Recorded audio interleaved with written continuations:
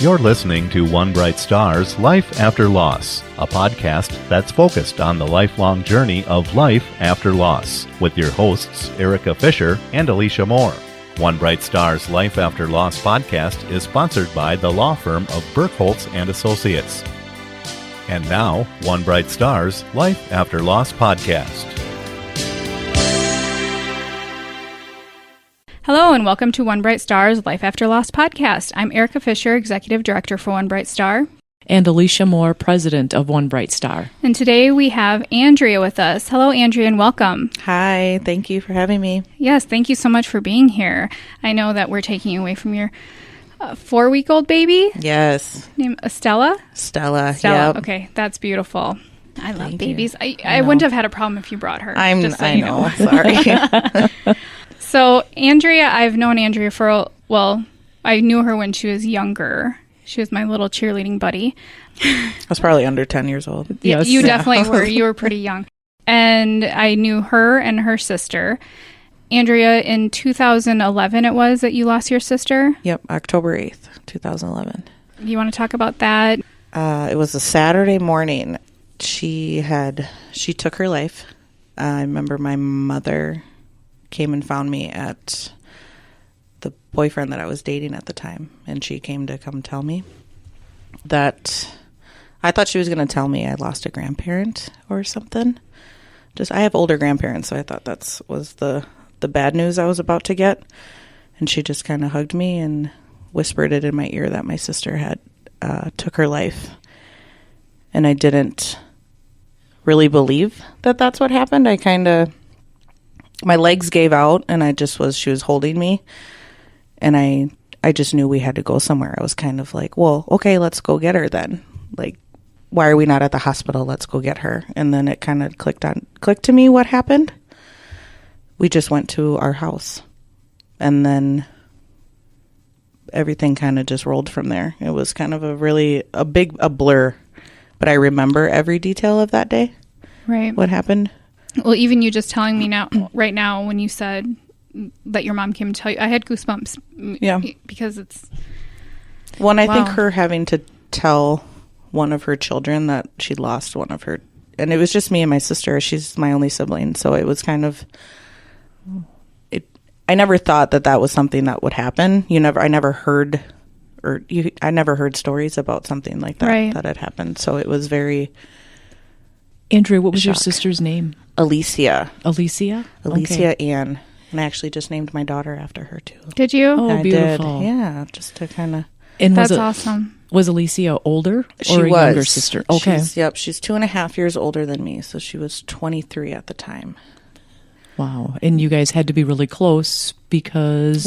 or maybe the older we got closer. Okay. I would say when we were younger, we didn't quite get along. It took us to, I think, become adults, and we talked a lot more, we got along more and all that. And she had a daughter, so my niece was somebody, I was very close with her. We had to see her all the time. Right. Oh, neat. So when Alicia passed, my niece Azalea was a little over 2 when that happened. Wow. Okay. So since then, we've cared for her. So my parents took on that role of being her caregivers, her guardians. So we've had Azalea ever since. So she's somebody very special. Yeah, very special to us. She's a strong reminder of my sister. Does she act like your sister? Have a lot of her personality? Yeah, good and bad, I would say. Right. Her mannerisms, for sure. I'll look at her sometimes, and I was like, "Yep, and there she is. There's your mom. There's Alicia. She's fun. It's interesting watching her grow up, but it's also there's the sad moments too of what she's doesn't have now. Does she ask you questions about her mom? She did. We went through, I think, Azalea, just being she was about 2 years and 2 months when my sister passed. So I don't want to say she doesn't remember her. Okay. But it's blurred. It's not for sure that she has full-blown memories of that. Okay. So she'll see pictures and she'll be like, oh, I remember that, stuff like that. Or we tell her stories all the time, or she wants to know, did my mom like that? Stuff like that. And I was like, yes, she did, for sure. So then Azalea is very into that all of a sudden. That's so cool, though. Yeah. It's adorable. But we went through a stage where, we kind of told her a little bit in depth as to what was going on. And Alicia she suffered from depression and, mental illness. So it was, only tell Azalea so much at the time, because she's only 12 now. And I think even learning that's a lot. Yeah. I think even now learning something like that, it's just do it in portions. Absolutely. And the fact that you guys are living on, Alicia's memory and sharing stories with her, and Azalea might not remember her mom fully, but the memories that you share, she's going to cherish so much. She does. That's all she ever wants to hear. Yeah. And for you to be able to do that and share that's huge. I think I enjoy talking about her. It's something that it also helps me as well, talking about it. And that's really good. We've heard that too. Therapeutic. Healing. Mm-hmm. That's why I asked her name, because they always say, we want to remember her name. And I think it's so awesome that you are able to share with Azalea the memories of her mom, because like you said, that gives you an opportunity to talk about her as well.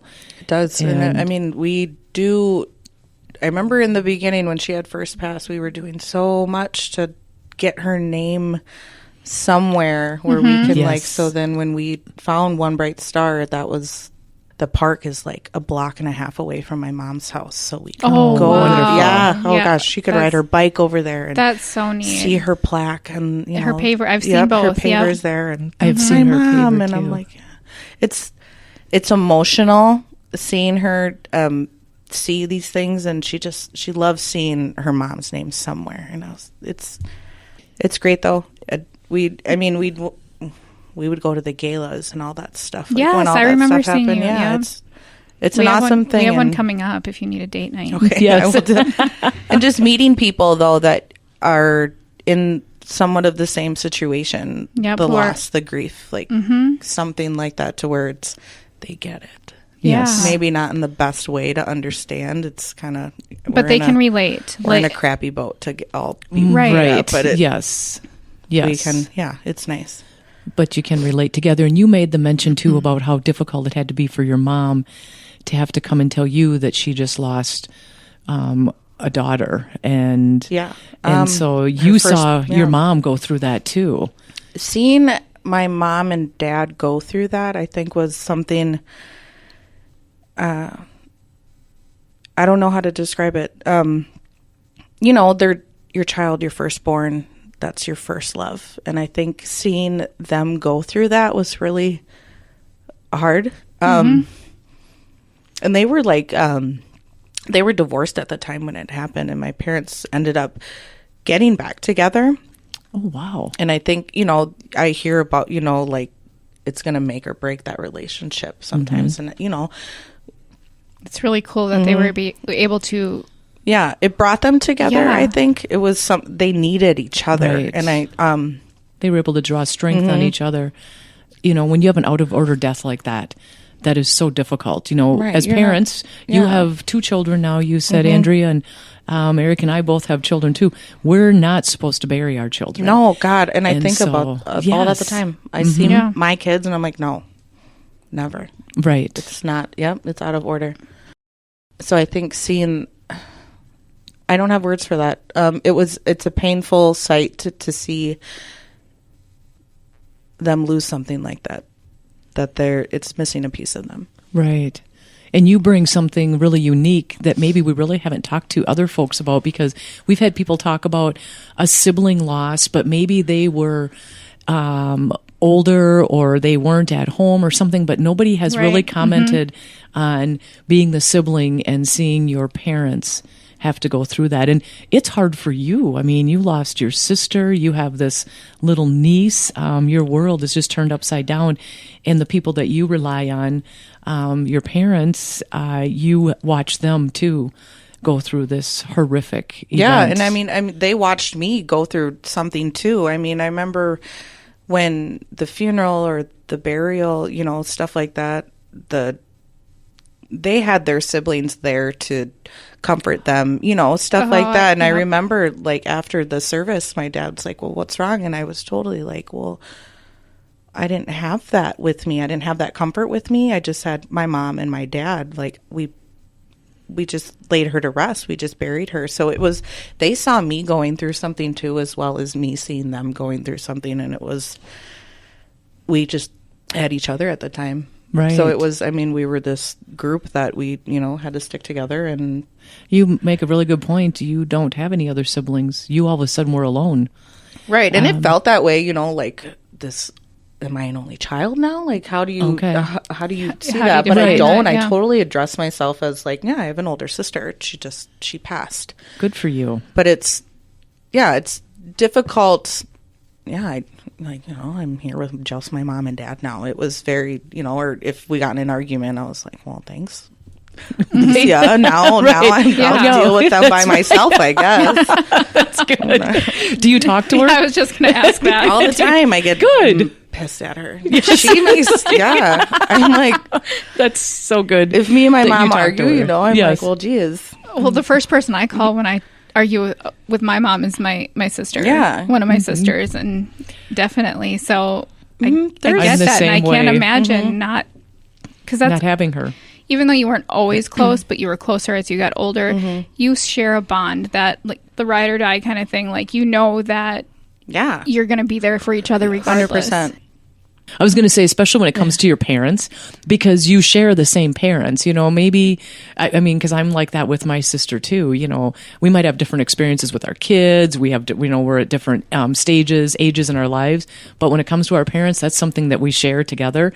And so when you have something frustrating or something, whatever with your parents, you want to talk to them. Right. And that's why it was the getting upset with her. And I think people who are dealing with grief or depending as to how they lost that person, though, like, it's okay to feel happy, angry, you know, all those things, because we get mad at her all the time, or or, you know, happy, depending on the story you're telling about that person. But it's, you think of memories and it's like, well, yeah, that made me upset with her, right. Or, you know, like, she's gone, like, and I don't, maybe the angry comes from a selfish feeling, maybe, but like, I am mad she's not here, and absolutely, you have every right to be like mad. You're gone. And it does have to deal with, like, suicide as well, because she made that choice, and I need, like, I want people to understand that, like, it was their choice, but they were struggling, like, she was dealing with something that, like, I will never know. So it's like the what ifs are literally the most haunting things, I think, for us. They have to be. The not knowing, no answers to the questions we have. I have a cousin who was 36 and had a daughter, and she did take her life a couple of years ago and struggled with mental illness and was trying everything. Had been in counseling, therapy, was doing medication. And it's one of those things where it's so dark. We have no idea, and we never want to be where they were at. Right. And I always feel that they reached that point of hopelessness, that although they had a choice and they made a choice, I don't feel like they were there in their right mind. It wasn't fully them. Like, that was the right they choice just for They them. were so desperate. Stuck, you know, like, just whatever they were feeling, they couldn't feel it anymore. And right. so I'm sure you have a whirlwind of emotions. Yes. And that's perfectly legit. Yes, those are real. And it's actually good that you can say that I get mad at her at times, because when you stuff it and don't say that, that's where you're kind of like, you know, sometimes it is okay to say I was not happy with her when you're maybe telling. Right. Well, and it's like, I mean, Azalea, I think a lot of reasons why we get upset might be because of Azalea. Just, she doesn't have her mom. So she's missing something that she won't know what it's like to have. And I have my mom, and, you know, she doesn't. So it's upsetting. And that kind of, if you think about it that way. Right. So, No, yeah. absolutely. Because you hurt for Azalea as well. Yes, or Yeah. my mom will get mad at Alicia too. Like, well, you should be here dealing with her tantrum right now, not me. It's stuff Right. like that. But Yeah. it's part of that kind of loss that we're dealing Right. with. I've noticed a lot though when she passed that we do have a lot of people have come forward, and like you find out that we're not the only ones dealing with this. Like you meet people that you probably have seen in your daily life and you would just never know. It's just not something that's talked about. Right. People don't talk about it. And that's so it's our whole reason of this podcast, is so we can grieve together and help each other and embrace each other, because that's all we can do.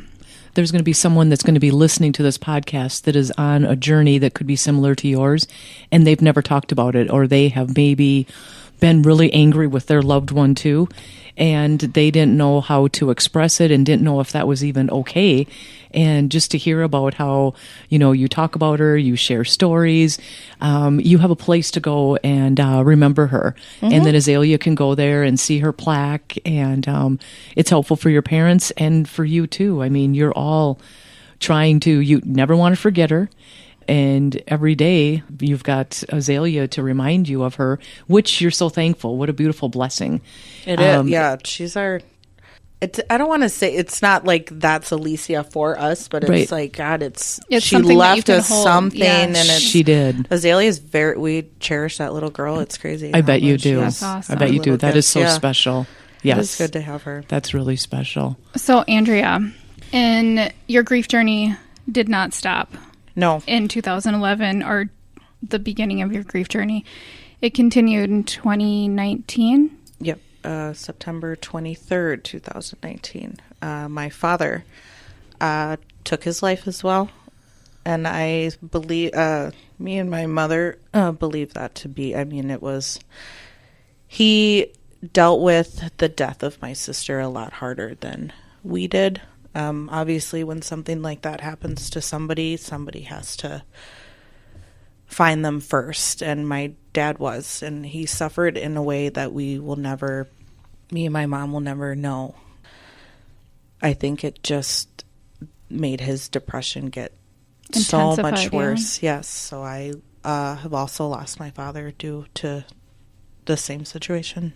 And I'm so sorry, because that is, one death alone is so difficult. And then when you add suicide onto it, it's just another layer of such tragedy and trying to work through it. And then to have that happen with your dad. And you make the comment, Andrea, that it was your sister's loss that was just so difficult. And that, again, just shows you how, you said you and your mom dealt with it differently. And sometimes, and I'm not, judging your dad or anything like that, but sometimes just men in general, we've talked about it, women are more open and we talk. Oh, it suffered silently. Like you won't, right. You don't know, and like so, they don't want to cry, or right. they don't, something like that. And it's, and that's really sad, because your dad had to have just the weight of the world, especially, there's all that guilt when you lose a child. And then to, like you said, he was the one that found her. I mean, there's certain images that you just cannot ever come to terms with if you're not able to kind of talk about that. Yeah. And so The what ifs. Yeah, and it was never talked about, that specific situation as to, but I mean, I don't think me and my mother want to say that is why, Dad did what he did, but it was large factor. It had, just a lot of things had to have been. That's a lot of, and like when some Wait. people pass, you're just told they're passed, and you just go to the funeral and you go to the visitation, and it's there's a process in between all of that. And me and my mom never got to have like a physical goodbye to Alicia, and my dad had that moment, maybe not in the best way you would ever think to do that. So he was holding on to something, and I think that, you carry that. Yes. So the loss of him was I want to say for me, it was harder. It hit me harder, I think, because it's so that one was way out of left field. You don't think that you're going to deal with that twice. I think it was very... That's a lot for you. It's weird. I think about it sometimes how easily sometimes me and my mom can talk about it, and I think it's just there's parts of us you just haven't dealt with it yet. So it's like we can talk about it, but it's, have we dealt with it? There's some parts you're just not going to. You're not ready to do that yet. When you're ready, you're ready. Yeah, and if you you're tuck not, it in, and it's right. It's your journey. It's a lot. I mean, boy. How is Azalea with the passing of her grandpa? That one hit her hard just because she was older. So she was 2008. She was 10. So I mean, going from grandpa picking her up every day from school, stuff like that. So that was a change for us as well. Yes. I mean, for my mom, 100%. Her partner was just not there anymore. So it's like, okay, what do I do now? She has struggled a lot. Her Azalea and my mom, I would say more. I mean, I was 2019. I'm 31 now, so can't even do math right now. No, I'm talking about something that's totally like messing my brain up. Ever. No, okay, so don't feel no, you're totally fine. I mean, I was an adult. I have my own son, and I had my own place, you know. Yes. So I didn't see my dad every day, but right. I knew my dad was around. So for them, he was a daily thing for them. So they 100%. It's harder. It was harder for them. It was harder with the daily aspects of losing my dad. Yes. Me, it's just it just wasn't there. I just knew he wasn't there. So it's like, who am I supposed to call? Like, stuff like that, right. Yes. Or like their clothes, all that stuff. Yes. We just shoved it all in storage, and it's like, nope, we're just not going to do You're just not ready today. No. Have you done anything with his clothes yet? Or we just did recently, honestly. Okay. We just emptied that storage unit out about a couple months ago before it started getting cold. How was that? It was interesting. And I mean, we had his family there, his mom and dad. So my grandparents were there, and his brother and his sister were there. Just letting them take, That's nice. You need a memory of his too. Yes. And I also people, when the people that are come here and talk, it took me so, not long, but I didn't just lose my dad. He had a mom and dad. They lost a son. Somebody lost a brother, an uncle, a cousin.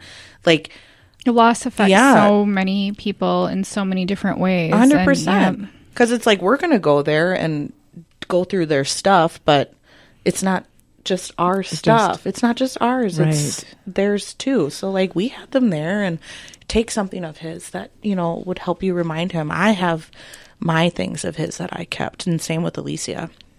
I got a tattoo, the same one she did, to help me remind her of her. Yes. We have Azalea.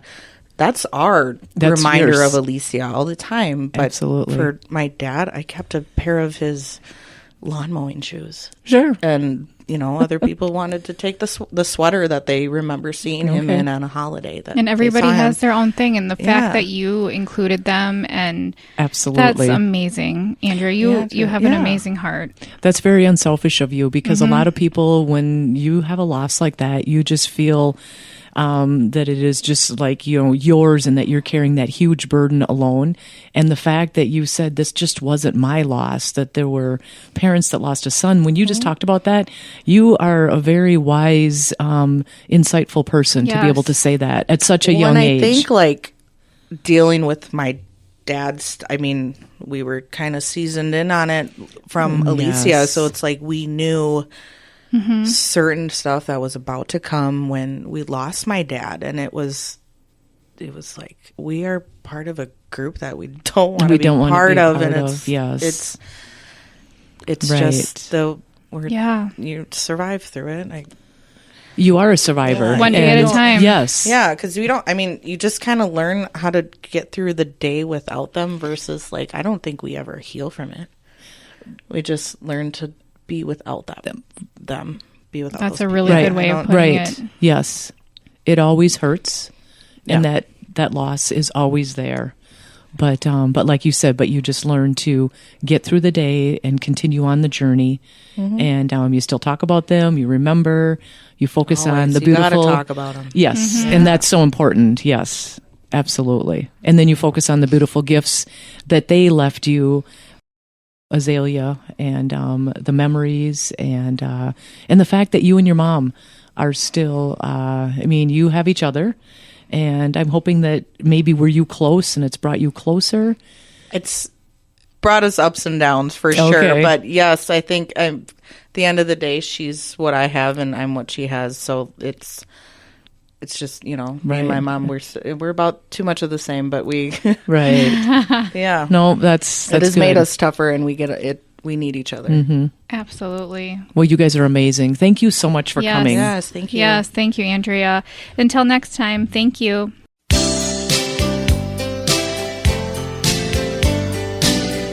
Thanks for listening to One Bright Star's Life After Loss podcast. Life After Loss is a copyrighted production of One Bright Star. One Bright Star's Life After Loss podcast is sponsored by the law firm of Burkholtz and Associates. For more information on the lifelong journey after losing a loved one, please visit our website at onebrightstar.org.